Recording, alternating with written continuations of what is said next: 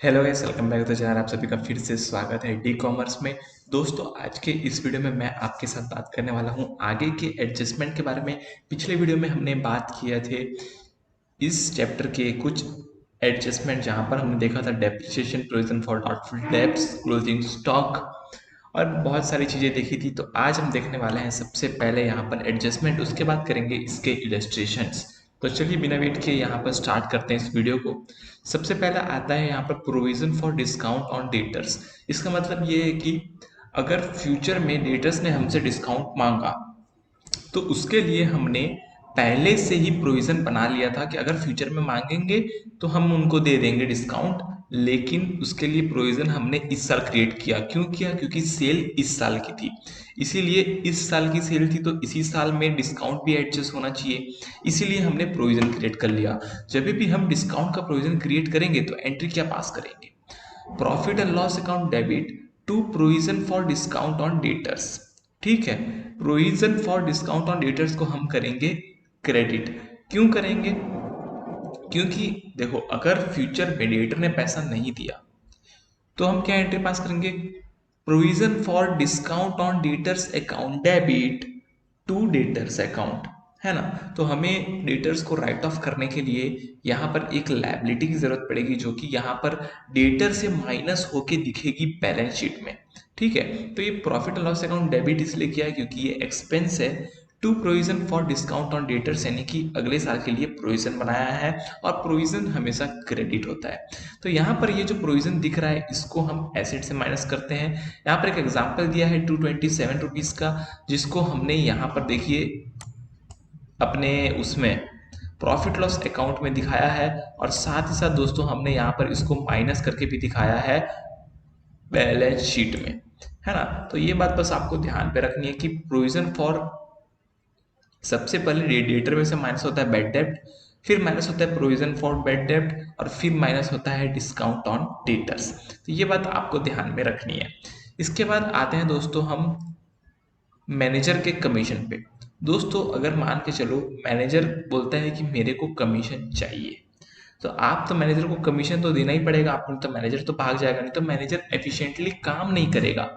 अगर आप उसको सैलरी दोगे ना तो वो ये सोचेगा, अरे सैलरी तो मिलनी ही है, चाहे मैं काम करूं या ना करूं मेरे को सैलरी तो मिलेगी ही। इससे अच्छा ये होता है कि आप कमीशन दो। कमीशन में क्या होता है कि वो सोचेगा मैं जितनी ज़्यादा सेल करूंगा उतना ज़्यादा इनकम मेरा होगा, तो वो इस चक्कर में बहुत ही अच्छी तरीके से काम करता है, तो इसीलिए हम कमीशन देते हैं। अब समझ लो यहाँ पर नेट प्रॉफिट जो बिजनेस का है वो है 110 रुपए बिफोर चार्जिंग कमीशन, यानी कि हमने मैनेजर को कमीशन नहीं दिया है और नेट प्रॉफिट कैलकुलेट किया है तो 110 रुपए आ रहा है।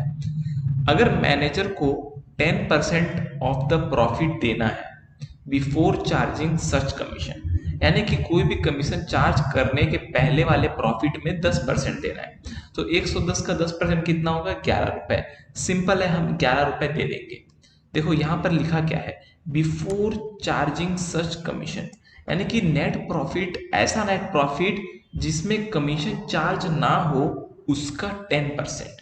तो 110 रुपए तो बिफोर चार्जिंग कमीशन था ना, 110 रुपए में तो कमीशन चार्ज ही नहीं हुआ था, इसीलिए हमने 110 का 10% निकाला, 11 रुपए आ गया।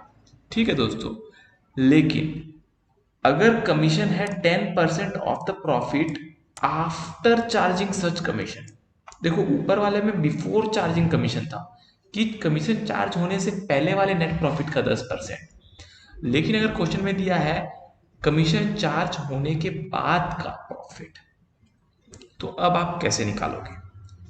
मान के चलो अगर मेरा net profit after charging commission 100 रुपए है, ठीक है, मेरा net profit after charging commission 100 रुपए है, यानी कि कमीशन माइनस करने के बाद मेरे पास 100 रुपए बच रहे हैं। अब दोस्तों अगर मेरे को मैनेजर को कमीशन देना होगा तो उसमें तो सोचने की जरूरत ही नहीं है, डेफिनेटली 10 रुपए का कमीशन होगा, ये तो आपको पता ही है, क्योंकि आफ्टर चार्जिंग कमीशन का 10% देना था, तो ये आफ्टर चार्जिंग कमीशन का 10% आ गया। और जो यहाँ पर हुआ होगा बिफोर चार्जिंग कमीशन, वो होगा 110 रुपए। ठीक है, देखो 110 रुपए बिफोर चार्जिंग कमीशन है, आफ्टर चार्जिंग कमीशन 100 है, तो आपको अगर बिफोर चार्जिंग कमीशन देना है तो आपने 11 रुपए दे दिया, लेकिन अगर आपको आफ्टर चार्जिंग कमीशन देना है तो आपको ये निकालना पड़ेगा कि मेरा कमीशन कितना आएगा, है ना। तो आपके पास कौन सी अमाउंट होगी, आपके पास ये वाली अमाउंट होगी क्वेश्चन में, क्योंकि आप डायरेक्टली ये तो कैलकुलेट नहीं कर सकते ना। ये कैलकुलेट करने के लिए आपको कमीशन चाहिए और कमीशन का परसेंटेज भी इसके ऊपर डिपेंडेंट है। तो आप कैसे कैलकुलेट करोगे, आपको कैलकुलेट करने के लिए क्वेश्चन में ये दिया होगा और इसका परसेंटेज दिया होगा कि भाई साहब इतना परसेंट रहेगा आफ्टर चार्जिंग सच कमीशन। तो आपको निकालना क्या है, देखो यहां पर होता क्या है कि जो भी आपका प्रॉफिट बिफोर कमीशन रहता है, यहां पर 110 है तो आपने 110 ले लिया, ठीक। फिर आपको ये करना है कि रेट ऑफ कमीशन क्या है, अगर 10% है तो इंटू 10, लेकिन आपको डिवाइड बाय करना है 100 प्लस कमीशन के रेट से, ठीक है। यानी कि अगर मान के चलो यहाँ पर 110 रुपए का प्रॉफिट बिफोर कमीशन है तो 110 रुपए इंटू रेट, अगर 10% है तो 10, लेकिन डिवाइड बाय 100 नहीं करना है, divided by 100 plus rate of commission करना है, तो आएगा आपका 10 रुपए, ठीक है। फिर आप एंट्री क्या मारोगे, profit and loss account debit, क्योंकि ये एक्सपेंस है, टू मैनेजर्स कमीशन अकाउंट, और manager commission account debit to cash, ठीक है, सिंपल है। अब देखो यहाँ पर अगर मैं इस कॉन्सेप्ट को और अच्छे से समझाना चाहूँ आपको, तो यहाँ पर दो एग्जांपल दिए हैं, एक दिया गया है amount of net profit before charging और एक है आफ्टर चार्जिंग। आइए देखते हैं। देखिए यहाँ पर अगर मैं देखूं तो यहाँ पर एक मैनेजर कमीशन लिखा है 2062, लेकिन अगर मैं बात करूं यहाँ पर बिफोर चार्जिंग कमीशन कैसे निकाला है, तो ये आपके लिए बहुत ज्यादा इंपॉर्टेंट हो जाता है कि बिफोर चार्जिंग कमीशन कैसे निकाला है। 10% कमीशन है, 10% कमीशन है, ठीक है। और अगर हम यहां तक का कैलकुलेशन करें तो क्या आएगा, तो आएगा नेट प्रॉफिट बिफोर कमीशन। तो नेट प्रॉफिट बिफोर कमीशन आएगा 63,000 minus 20,000 minus 30,000 minus 1,500 minus 7,000 minus 650 minus 227। तो ये आ गया आपका 20623, यानी कि 20,623 आ गया आपका net profit before charging commission, before charging commission. अगर आपका क्वेश्चन है 10% बिफोर चार्जिंग कमीशन, तो आपको 20,623 का 10% निकालना है, जो कि आएगा 2062। कहानी खत्म। फिर आपको यहाँ पर पूरा माइनस करने के बाद आपका नेट प्रॉफिट मिल जाएगा। लेकिन यहाँ पे तो कोई दिक्कत नहीं है, क्योंकि बिफोर चार्जिंग में कोई दिक्कत नहीं होती है। दिक्कत तब होगी जब यहाँ पर लिखा होगा आफ्टर चार्जिंग कमीशन। अभी अगर आप यहां तक निकालोगे फिर से, तो आएगा आपका 20,623, और फिर हम ऊपर वाला फॉर्मूला लगाएंगे, तो इंटू 10% है तो into 10 divided by 100 plus commission का परसेंट, यानी कि 110। तो देखते हैं 20,623 इंटू 10 डिवाइडेड बाय 110, तो आपका आ जाएगा 1875। फिर आपका नेट प्रॉफिट बचेगा 18748। अगर आपको क्रॉस वेरीफाई करना है, तो अगर आपका क्वेश्चन में दिया है कि प्रॉफिट आफ्टर चार्जिंग, तो अगर आफ्टर चार्जिंग प्रॉफिट आपका ये है, तो आपका कमीशन जो है इसका 10% रहना चाहिए। आप चेक करिए, इसका 10% ही आएगा। ये देखो 18748 इंटू 10/100, तो 1875, तो 1875 यहाँ पर बच जाएगा। आई होप आपको ये चीज समझ आई हो कि बिफोर चार्जिंग कमीशन और आफ्टर चार्जिंग कमीशन कैसे कैलकुलेट करना है। बिफोर चार्जिंग में कोई दिक्कत नहीं है, सीधा सीधा नेट प्रॉफिट पे कमीशन लगा दो, कहानी खत्म। लेकिन अगर क्वेश्चन में दिया है आफ्टर चार्जिंग कमीशन, तो इंटू 10 यानी कि इंटू रेट ऑफ इंटरेस्ट होगा, लेकिन डिवाइडेड बाय 100 नहीं होगा, डिवाइडेड बाय होगा 100 प्लस रेट। ठीक है, तो यहां पर देखिए मैंने वही किया 100 प्लस रेट और आपका आ गया ये वाला सॉल्यूशन। इसके बाद यहाँ पर बैलेंस शीट में आपको manager commission outstanding liability side में दिखाना पड़ेगा 1875 रुपीज। ठीक है दोस्तों, फिर आते हैं हम इंटरेस्ट ऑन कैपिटल पे। इंटरेस्ट ऑन कैपिटल का मतलब है कि जो मैंने पैसा लगाया है उस पे मेरे को इंटरेस्ट चाहिए बिजनेस से। तो अब आप ये बोलोगे भाई तू अपने ही पैसे पे इंटरेस्ट कैसे ले सकता है। देखो, इंटरेस्ट ऑन कैपिटल तब लगता है जब पार्टनरशिप फॉर्म में ज्यादातर केस में क्या होता है कि अलग अलग पार्टनर अलग अलग पैसा लगाते हैं। अब कोई बोलता है मैं 1 लाख लगाऊंगा, कोई बोलता है मैं 2 लाख लगाऊंगा, कोई बोलता है मैं 3 लाख लगाऊंगा। तो यहाँ पर होता क्या है कि सबका अलग अलग रिस्क होता है ना। तो इन लोग बोलते हैं कि हम जितना जितना पैसा लगा रहे हैं ना उस पर हमें इंटरेस्ट भी चाहिए। तो अभी उनको इंटरेस्ट भी चाहिए होता है, तो जब उनको इंटरेस्ट भी चाहिए तो आपको इंटरेस्ट ऑन कैपिटल देना पड़ेगा। पार्टनरशिप में तो देना ही पड़ता है, लेकिन कभी कभी कोई प्रोप्राइटर भी ये सोचता है कि नहीं भाई मैं अपने पैसे लगा रहा हूं तो मैं भी फर्म से कमीशन लूंगा। तो एंट्री क्या पास होगी, interest on capital account debit. क्यों? क्योंकि ये हमारे लिए एक्सपेंस है। To profit and loss account नहीं लिखा है। क्यों? अगर इंटरेस्ट हमारे लिए एक्सपेंस है तो प्रॉफिट एंड लॉस अकाउंट में तो जाना चाहिए ना, लेकिन ये प्रॉफिट एंड लॉस अकाउंट में नहीं जाएगा क्योंकि आप अपने ही पैसों पे इंटरेस्ट ले रहे हो, इसीलिए ये जाएगा टू कैपिटल अकाउंट, यानी कि आपका जो कैपिटल अकाउंट है वहां पर ये क्रेडिट हो जाएगा। देखो, ये जो एंट्री है ये एंट्री है आपका इंटरेस्ट ऑन कैपिटल को क्लोज करने के लिए। लेकिन इंटरेस्ट ऑन कैपिटल को बनाया कैसे? सॉरी, इंटरेस्ट ऑन कैपिटल को बनाया कैसे? Profit and loss account debit to interest on capital बनाया, तो आपका प्रॉफिट एंड लॉस क्रिएट हो गया। फिर आपने इंटरेस्ट ऑन कैपिटल डेबिट किया और टू कैपिटल अकाउंट डाला। तो यानी कि यहां पर जो लिखा है इससे आपका माइंडसेट क्लियर नहीं होगा। आपको पहली एंट्री लिखनी होगी profit and loss debit to interest on capital. ठीक, फिर आप इस इंटरेस्ट ऑफ कैपिटल को अपने कैपिटल अकाउंट में ट्रांसफर कर देते हो। अगर ये 600 रुपए है इंटरेस्ट ऑन कैपिटल तो आपके कैपिटल में ये 600 रुपए प्लस हो जाएगा बैलेंस शीट में, ये देखिए ऐसे। ठीक है, तो अब दोस्तों यहाँ पर हमने जितने भी एडजस्टमेंट अभी तक समझे हैं उन सारों को अप्लाई करते हुए हम यहाँ पर इलस्ट्रेशन की तरफ बढ़ेंगे और देखेंगे कि इलस्ट्रेशन में कौन से प्रॉब्लम्स दिए गए हैं।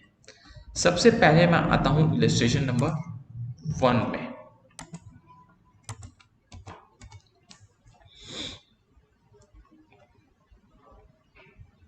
तो इलस्ट्रेशन नंबर 1 में trading and profit and loss account हमें बनाना है और बैलेंस शीट भी बनाना है। इसमें एडजस्टमेंट दिए हैं टोटल 5। अब मैं आपको बताता हूं कि इसको सॉल्व कैसे करना है।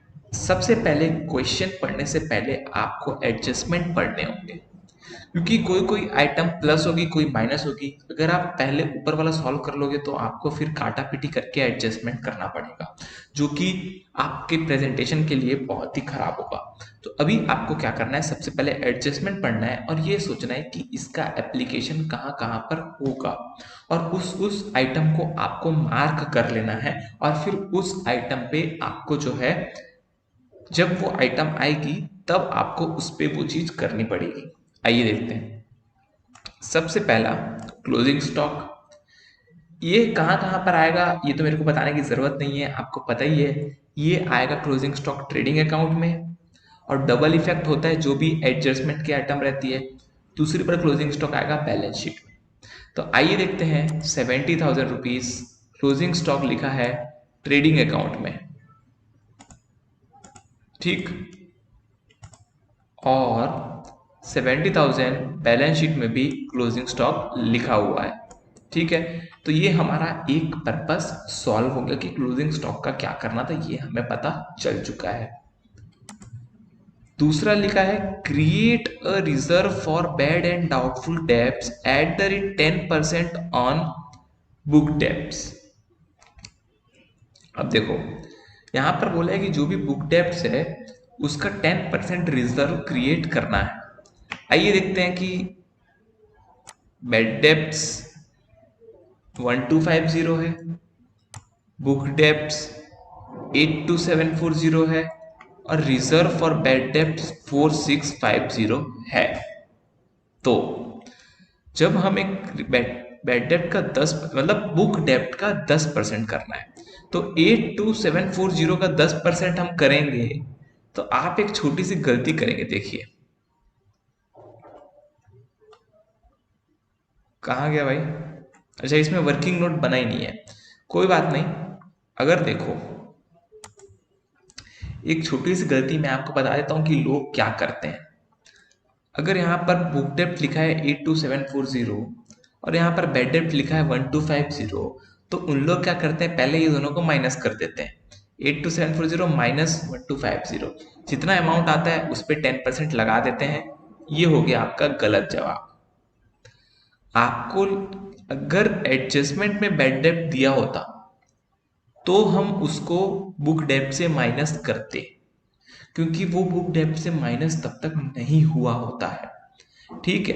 लेकिन अगर ये यहाँ पर दिया ही हुआ है तो इसका मतलब है कि हमने बैड डेब्ट की एंट्री ऑलरेडी मार रखी है जो कि होगी बैड डेब्ट अकाउंट डेबिट टू डेटर। तो हमने डेटर में से ऑलरेडी ये बैड डेब्ट्स माइनस किए हुए हैं। उसके बाद हमारा बैलेंस आया 82740।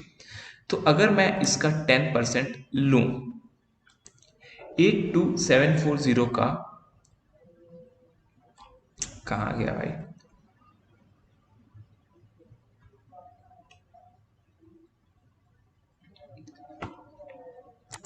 82740 का 10% आता है 8274।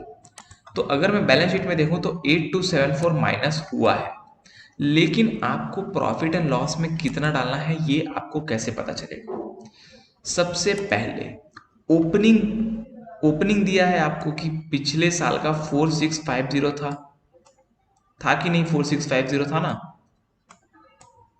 रिजर्व 4650 आपने किया था बेड डेप्ट के लिए, लेकिन आपका बेड डेप्ट कितना हुआ 1250, तो माइनस कर दो 1250, तो आपका बच जाएगा यहाँ पर 4650 माइनस 1250 3400। इतना आपके पास ऑलरेडी रिजर्व में पड़ा हुआ है। आप मेरी बातों को समझ रहे हो ना, आपके पास इतना रिजर्व में था, आपका बेड डेप्ट खाली 1250 ही हुआ तो आपके पास 3400 तो अभी भी रिजर्व में पड़ा हुआ है। अब आपको कितना चाहिए, 8274 चाहिए, 8274। मैं माउस से लिख रहा हूं इसलिए मेरी राइटिंग अच्छी नहीं बन रही है। अब यहां पर कितना और क्रिएट करना पड़ेगा, ये आपका जाएगा प्रॉफिट एंड लॉस में। तो आपका जो आंसर आएगा 4874 यहां पर आएगा, 4874। आई होप आपको ये कैलकुलेशन समझ आया हो। देखो रिजर्व फॉर बैड डेब्ट 4650 रुपए आपके पास पहले से पड़ा था, आपने उसमें से इस साल का बैड डेब्ट माइनस कर दिया 1250 रुपए, क्योंकि ये प्रोविजन बैड डेब्ट के लिए ही बना था तो बैड डेब्ट तो माइनस होना बनता है। बैड डेब्ट माइनस होने के बाद आपके पास एक्स्ट्रा प्रोविजन है 3400 का, एक्स्ट्रा हो गया। अब आपको इस साल बनाना है 82740 का 10% जो कि आता है 8274। तो आपको और कितना बनाना पड़ेगा कि आपका 8274 हो जाए। तो ये माइनस ये, यानी कि 8274 माइनस 3400, आपको 4874 का और रिजर्व बनाना पड़ेगा ताकि आपका रिजर्व 8274 का हो जाए। तो इसीलिए ये 4874 आपका प्रॉफिट लॉस में दिखता है और 8274 आपका बैलेंस शीट में दिखता है। जैसा कि हमने बताया 4874 आपका प्रॉफिट लॉस में दिखेगा और 8274 आपका बैलेंस शीट में दिखेगा, क्योंकि आपका रिजर्व 8274 हो चुका है। यहाँ पर 4874 लिखने की वजह ही वही है। देखो यहाँ पर क्या किया गया है, वही चीज किया गया है। बैड डेब्ट्स 1250, नया प्रोविजन 8274 माइनस ओल्ड प्रोविजन, तो ये आ गया 4874।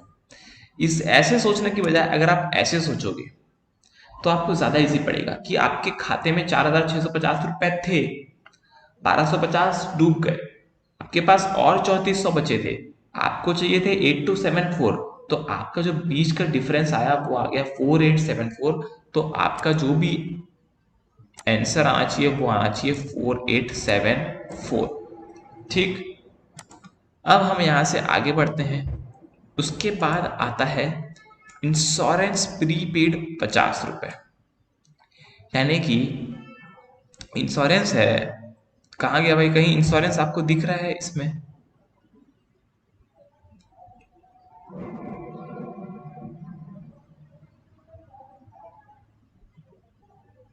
इंश्योरेंस जो हमने 750 रुपए का इंश्योरेंस पे किया था, उसमें से 50 रुपए का तो प्रीपे किया था, यानी कि 50 रुपए का इंश्योरेंस अगले साल का था, हमने इस साल पे कर दिया। मेरी बात को ध्यान से समझिएगा, इंश्योरेंस प्रीपेड है, यानी कि अगले साल का 50 रुपए हमने इस साल पे कर दिया, तो क्या वो इस साल के प्रॉफिट लॉस में आना चाहिए? आंसर इज नहीं आना चाहिए। तो हम 750 को माइनस कर देंगे 50 रुपए में से।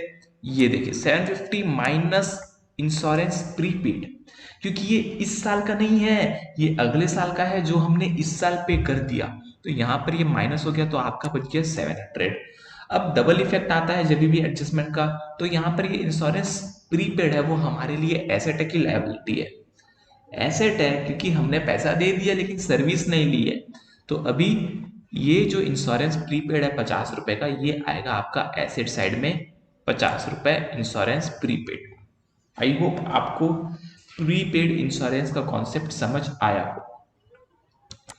इसके बाद आता है रेंट आउटस्टैंडिंग 150, यानी कि इस साल का रेंट हमने पे नहीं किया है 150 रुपए, हमको पे करना है 150 रुपए, हमने इस साल पे नहीं किया। अब देखते हैं यहाँ पर रेंट दिख रहा है 7680, 7680 रेंट दिख रहा है। इसका मतलब ये है कि यहाँ पर 7680 में हमको और 150 रुपीज प्लस करना पड़ेगा, क्योंकि ये 150 रुपीज हम प्लस करेंगे तभी तो हमारा ये साल का रेंट कंप्लीट होगा। तो आइए देखते हैं कहाँ गया, 7680 में हमने प्लस कर दिया 150, तो आ गया हमारा 7830। ठीक है, और इसका डबल इफेक्ट देखेंगे तो रेंट आउटस्टैंडिंग हमारे लिए क्या है? लायबिलिटी है, क्योंकि हमें फ्यूचर में पे करना पड़ेगा, तो ये लायबिलिटी साइड में आ जाएगा 150 रुपए रेंट आउटस्टैंडिंग। ठीक है, फिर आते हैं interest on loan is due eight the rate 6%, जो भी हमने लोन लिया था उस पर 6% का इंटरेस्ट देना है। तो ये लोन आ गया 15,000, इसका 6% निकाल लो तो आ जाएगा आपका 900। तो ये लोन कहाँ जाएगा? दो इफेक्ट तो आना चाहिए, पहला इफेक्ट आएगा लोन का इंटरेस्ट प्रॉफिट लॉस में, ये देखिए इंटरेस्ट ऑन लोन आउटस्टैंडिंग 900, और आपका लोन 900 रुपए से बढ़ जाएगा क्योंकि आपने पे नहीं किया है ना, तो 900 रुपए से आपका लोन बढ़ जाएगा। पहले 15,000 का लोन था, 900 रुपए से बढ़ गया तो 15,900 हो गया। एक सिंपल बात याद रखनी है, जो भी एडजस्टमेंट होंगे सबका डबल इफेक्ट आएगा, और पॉसिबिलिटी ये है कि एक इफेक्ट ट्रायल बैलेंस ट्रेडिंग और प्रॉफिट लॉस में आएगा और दूसरा इफेक्ट बैलेंस शीट में आता है। ये आपको ध्यान में रख के बनाना है क्वेश्चन। अब देखिए हमारे सारी चीजें यहाँ पर एडजस्टमेंट कवर हो चुके हैं, अब आपको कुछ नहीं करना, ड्रॉइंग्स को कैपिटल से माइनस करना है, इसको एसेट में दिखाना है, कैश को, bills receivable asset, loan asset, furniture asset, discount allowed profit and loss, bank charges profit and loss, salary profit and loss, purchase trading account, stock opening trading account, sales return trading account, carriage trading account, general expense profit and loss account, plant and machinery asset, capital liability, discount received profit and loss, sales trading, reserve for bad debts already हमने डाल दिया profit loss में, तो इसको कुछ नहीं करना है ना, जो हो चुका है उसको कुछ नहीं करना है।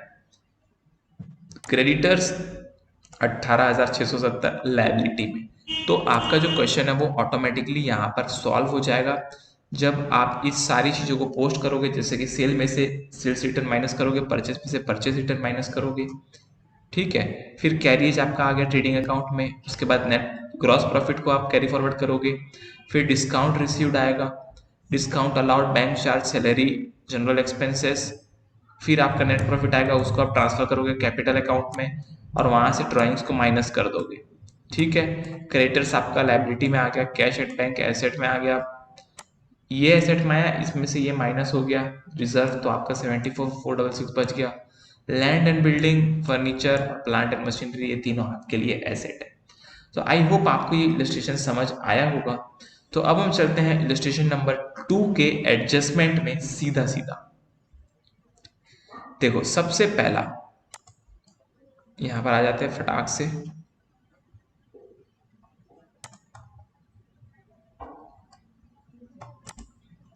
सबसे पहला एडजस्टमेंट हमेशा ज्यादातर केस में रहता है स्टॉक इन हैंड, यानी कि क्लोजिंग स्टॉक 6,800। तो आइए देखते हैं, ट्रेडिंग अकाउंट में 6,800 है और आपका बैलेंस शीट में 6,800 रुपए होना चाहिए, क्या वो है?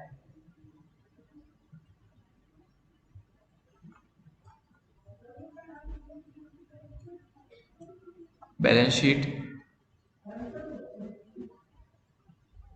6,800 का स्टॉक, डबल इफेक्ट आ चुका है, कोई दिक्कत नहीं है, आगे बढ़ते हैं। Machinery is to be depreciated at the rate of 10% and patent 20%, patents 20%। देखो मशीन को 10% से करना है, 20,000 का 10% 2,000, और पेटेंट को 20% से करना है तो 7,500 का 20% 1,500, टोटल डेप्रिसिएशन आ गया 2,000 प्लस 1,500 3,500। तो डेप्रिसिएशन आपका ये देखिए 2,000 प्लस 1,500 3,500, लेकिन ये सिंगल इफेक्ट है, इसका डबल इफेक्ट कहाँ पर आएगा? ये डेप्रिसिएशन माइनस हो जाएगा इनके बैलेंस से। तो अगर इनका बैलेंस था कहाँ गया भाई, ये 20,000, उसमें से डेप्रिसिएशन माइनस हो गया 2,000, पेटेंट्स का था 7,500, उसमें से माइनस हो गया 1,500, तो आ गया आपका 6,000, ठीक है। तो यहाँ पे डबल इफेक्ट आ गया डेप्रिसिएशन का भी।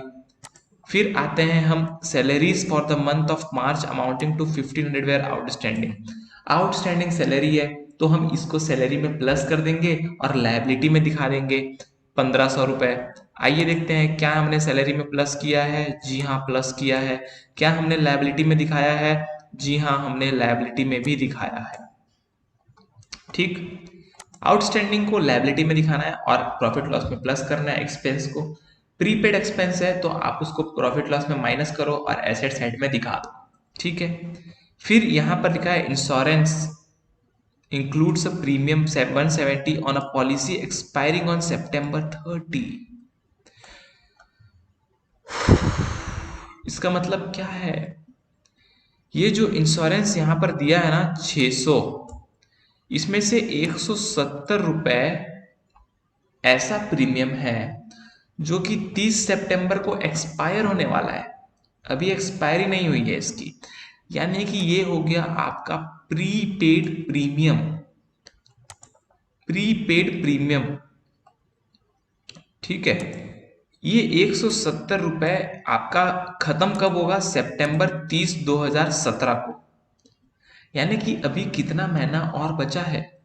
अप्रैल, मई, जून, जुलाई, अगस्त, सितंबर, सितंबर, 6 महीना बचा है। तो 170 इंटू 6/12 करेंगे तो आपका 85 रुपीज का प्रीपेड है, 85 रुपीज का प्रीपेड है, क्योंकि 170 तो पूरे साल का था, आपको तो सितंबर तक का चाहिए। तो सितंबर तक के लिए कितने महीने बचे हैं? अप्रैल, मई, जून, जुलाई, अगस्त, सितंबर, 6 महीने। 6 महीने के लिए आ गया 85। तो आप प्रीपेड को क्या करते हो, प्रीपेड एक्सपेंस रहता है ना, तो वो इस साल का नहीं है, वो अगले साल का है, तो प्रॉफिट लॉस से माइनस हो जाएगा, माइनस 85, तो आ गया 515, और आपका एसेट साइड में दिखेगा इंश्योरेंस प्रीपेड 85 रुपीज, ठीक है। फिर आते हैं बैड डेब्ट्स 725 है, create a provision 5% on debtors. यानी कि आपका जो बेड डेप्ट है वो 725 है और आपको प्रोविजन बनाना है 5% डेटर्स पे। आइए अब देखते हैं कि कैसे प्रोविजन बनाया जाएगा।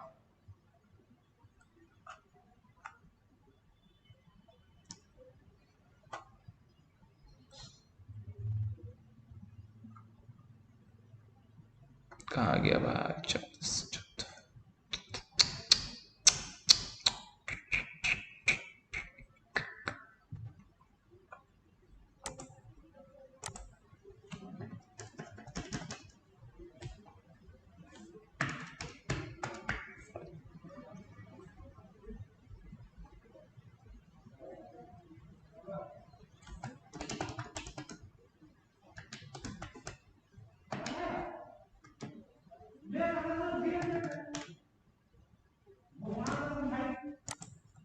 देखो, अगर आपको यहाँ फर्दर बेड डेप्ट लिखा है तो मैंने आपको पिछले क्वेश्चन में बताया था कि अगर एडजस्टमेंट में बेड डेप्ट लिखा है तो उसको माइनस करना पड़ेगा, यानी कि वो माइनस नहीं हुआ है।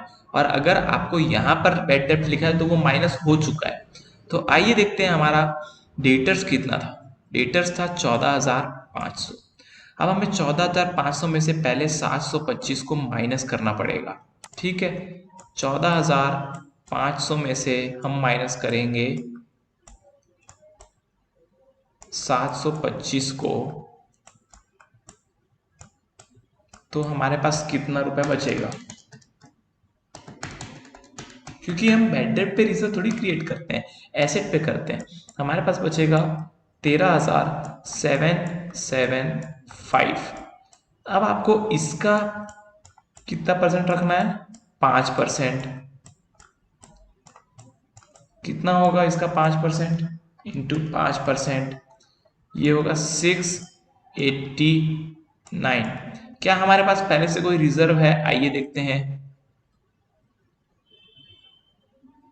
दिख तो नहीं रहा है कि कोई भी रिजर्व है। कोई भी रिजर्व हमारे पास पहले से नहीं है। तो यहां पर हम 689 का प्रोविजन फॉर बैड डाउटफुल डेब्ट बनाएंगे और 689 का यहां पर माइनस भी करेंगे। और जो ये 725 दिया है इसका भी डबल इफेक्ट आएगा। पहला तो ये प्रॉफिट लॉस में आएगा क्योंकि ये हमारे लिए नुकसान हो चुका है, और दूसरा ये डेटर्स में से भी माइनस होगा। तो यहाँ पर बैड डेब्ट्स और प्रोविजन फॉर बैड डेब्ट्स दोनों का सेम कॉन्सेप्ट है कि यहाँ पर उसको प्रॉफिट लॉस में डालो और यहाँ पर उसको डेटर से माइनस कर दो। सिंपल है, कोई भी दिक्कत की बात नहीं होनी चाहिए। फिर रेंट रिसीवेबल, हमें रेंट मिलने वाला है 1,000 रुपए। मिला है क्या? नहीं मिला, लेकिन मिलने वाला है। किस साल का है? इस साल का है।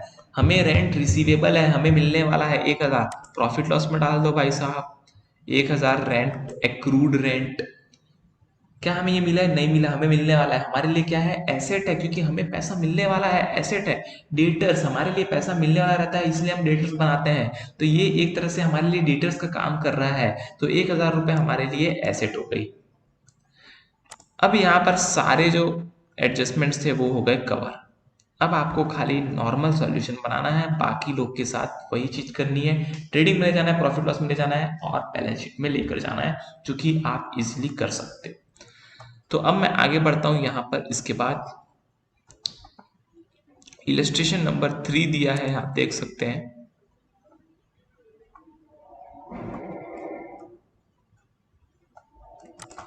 सबसे पहला depreciation old building 625, addition to building at 2% and office furniture at 5%।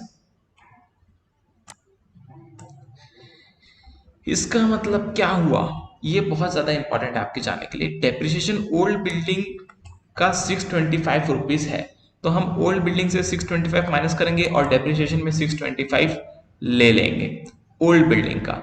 आइए देखते हैं। डेप्रिसिएशन ऑन बिल्डिंग 625 और यहां पर बिल्डिंग में से माइनस भी होगा 625। फिर बोलता है एडिशन टू बिल्डिंग 2%। हमने बिल्डिंग 2% से बढ़ा दिया। पहले हमारा बिल्डिंग कितना था?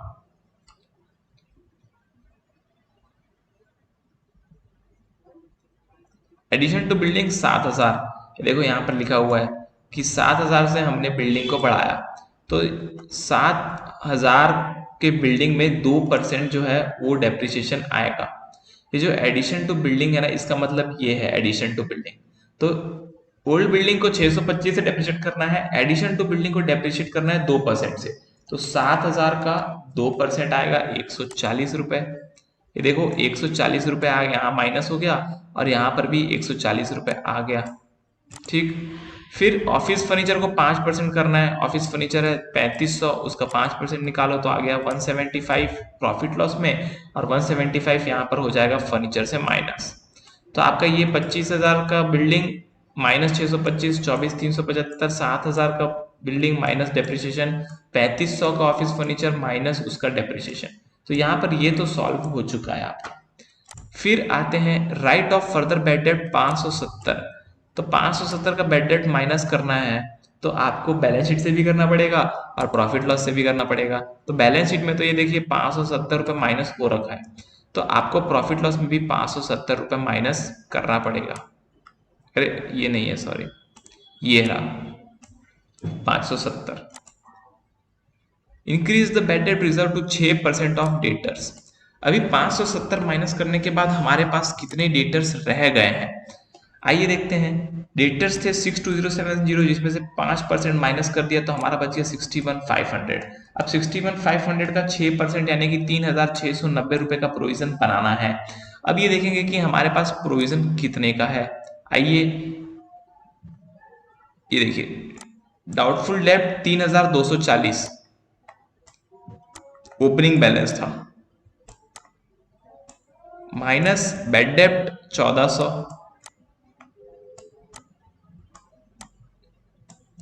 माइनस एडिशनल बैड डेब्ट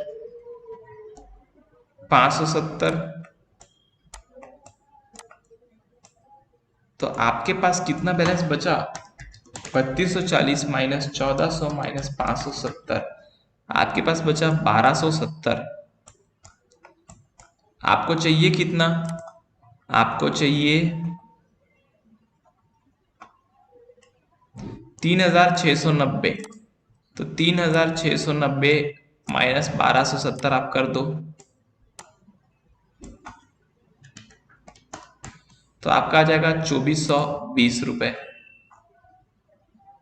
2,420 रुपए यहाँ पर लिखा है, देख सकते हो आप, है ना। तो ये कैसे निकाला मैंने, आई होप आपको समझ आया होगा कि पहले आपको ये ओपनिंग लेना है, जितना बैड डेब्ट हुआ वो दोनों बैड डेब्ट को माइनस कर देना है, फिर आपका इतना बैलेंस तो ऑलरेडी पड़ा हुआ है, फिर आपको बनाना कितना है डेटर का, जो यहाँ पर हमने बैलेंस शीट में डेटर्स लिए हैं, और डेटर में इसको माइनस कर देना है पहले 570 को, फिर जितना डेटर बचेगा उतने का 6%, और फिर ये दोनों को माइनस करो तो इतना आपको एक्स्ट्रा क्रिएट करना है, जो कि आएगा आपका 2,420 रुपीज। ठीक है, अब आते हैं ऑन मार्च 31 570 सैलरी। आपको अभी पता है सैलरी का क्या करना है भाई साहब। सैलरी को यहाँ पर देखो ऐड कर दिया है, और यहाँ पर आउटस्टैंडिंग सैलरी लायबिलिटी में दिखा दिया। रेंट रिसीवेबल 200 हमारे लिए एसेट है, और साथ ही साथ हमारे लिए इनकम भी है, तो हम इनकम भी ऐड करेंगे 200 की accrued income. Interest on capital 5%, capital पे 5% इंटरेस्ट निकालना है सीधा सीधा, तो ये आ गया 5,000, और इसका और 5,000 जो है वो प्लस हो जाएगा आपका।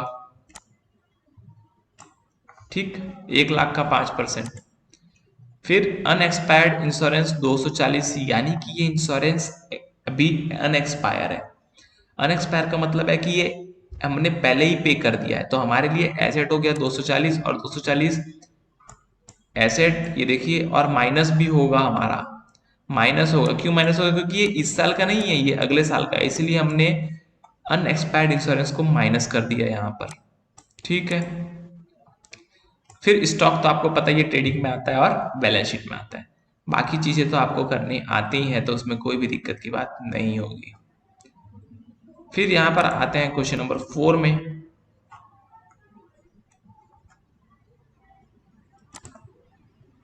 सैलरी आउटस्टैंडिंग आपको पता है क्या करना है, वेजेस आउटस्टैंडिंग आपको पता है क्या करना है, ऐड करना है प्रॉफिट लॉस में, और लायबिलिटी साइड में दिखाना है दोनों को।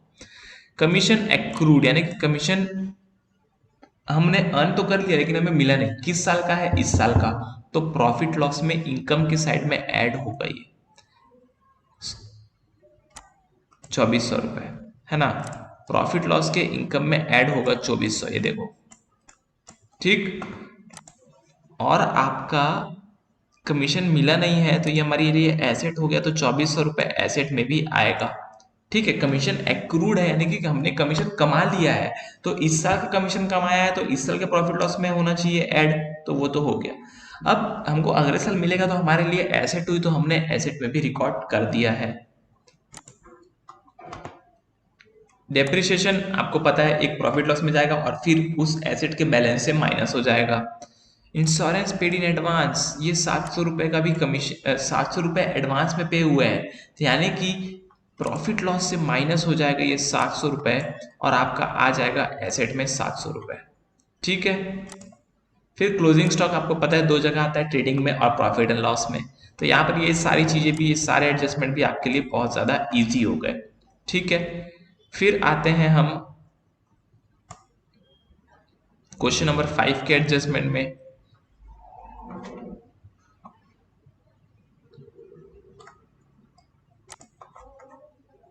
टोटल कितने इलस्ट्रेशन है हम देखते हैं यहाँ पर। टाइम क्योंकि बहुत ज़्यादा हो चुका है तो बहुत ज़्यादा लंबा वीडियो बन जाएगा।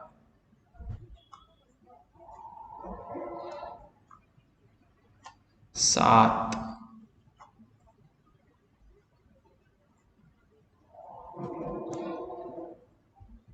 और भी है,